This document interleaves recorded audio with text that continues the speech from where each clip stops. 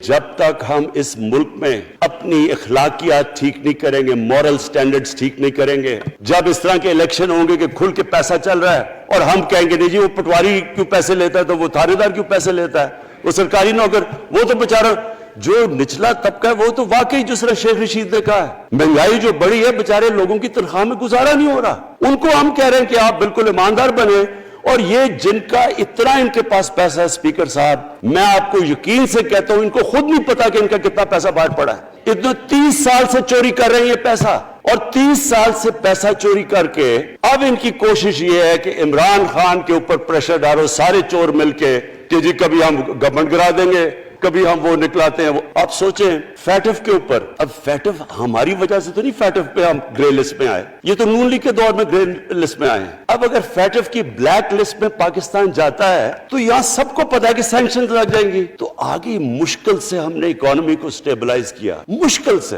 اگر black list میں جاتا ہے تو اکانومی سیدھی نیچے۔ آج جو لوگوں کو مشکل پڑی ہوئی ہے اور مشکل پڑی ہوئی ہے ہمارے لوگوں کو مہنگائی کی، اس کی وجہ یہ ہے کہ ہمارا روپیہ جو تھا تقریباً 160 روپے کا آج 160 روپے کا، تو جب روپیہ گرتا ہے تو ساری چیزیں باہر سے مہنگی ہو جاتی ہیں، پٹرول، ڈیزل، بجلی، اب بجلی کی آدھی بجلی ان سے باقی بجلی کے کانٹریکٹ سائن کیے ہوئے ہیں، وہ سب کچھ باہر سے، دالیں مہنگی، جو چیز باہر سے امپورٹ کرتے ہیں، گھی مہنگا، ساری چیزیں مہنگی ہو جاتی ہیں۔ تو یہ سوچ لیں کہ اگر ہمارے اوپر سینکشنز لگ جائیں، اگر ہمارے اوپر فیٹف کی سینکشنز لگ جاتی تو یہ تو آپ تو سوچ ہی نہیں سکتے کہ یہ ملک میں کیا حال ہونا تھا۔ تو ہم اپنے ملک کے لیے فیٹف کی ریکوائرمنٹ پہ لیجسلیشن کروا رہے ہیں، اور انہوں نے جناب اتنا بڑا جی یہ 34 شکیں چینج کر دیں نیب میں۔ اب نیب کا فیٹف سے کیا تعلق ہے؟ انہوں نے سمجھا کیا عمران خان قابو آ گیا، اب تو یہ ڈر کے فیٹف کی بلیک لسٹ سے اب تو جناب ہمیں یہ 34 شکیں سائن کر کے تو نیب کو ختم کر دے گا، مطلب یہ کہ صرف ان کی چوری کے کیسز ختم ہو جائیں، بس ون پوائنٹ ایجنڈا ان کا۔ اور میں نے آپ کو پہلے دن یہاں سے کہا تھا، پہلے دن یہاں کھڑے ہو کے میں نے کہا تھا کہ ان کا صرف ون پوائنٹ ایجنڈا، میں ان کو جانتا